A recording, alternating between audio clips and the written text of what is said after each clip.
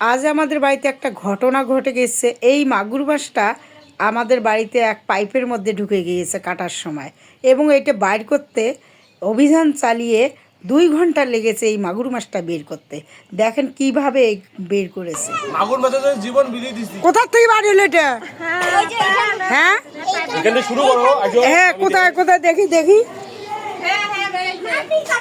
ও এইখানে, এখানে কোথায়, এখানে কোথায় গেছিল এটা? ঢুকছিল পাইপের মধ্যে। হ্যাঁ, ঢুকিয়ে তারপর কেমন কি বাড়ি হল? ঘুতে ঘুতে করে বাইরে হল। ঘুতে এই দেখেন একটা বিচ্ছু বাহিনীর দল সবগুলো এইখানে দাঁড়িয়ে আছে।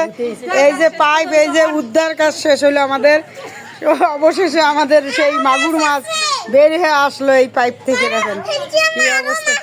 হ্যাঁ হ্যাঁ, আর কই কই সে মাছ কই, কোথায়? আরে আল্লাহ, দেখেন মাছ কাটতে যায় সেই পাইপের মধ্যে ঢুকছে। তাহলে কত একেবারে লাঠি সোটা দিয়ে দেখেন এক গর্ত খুঁড়িয়ে সেই মাছ বের হলো অবশেষে। আমার মাথা নষ্ট, 4-5টা নিচে 1200 টাকা কেজি, মাথা আমার নষ্ট। এই সেই মাগুর মাছ দেখেন, অনেক অভিযান, 2 ঘন্টা অভিযান করি এই যে পাইপ থেকে সেই মাগুর মাছ বের হয়েছে আমাদের। এই দেখেন কত সুন্দর মাগুর মাছটা, এটা অবশ্য দেশি। সাধারণ জনগণ খুবই খুশি। এই যে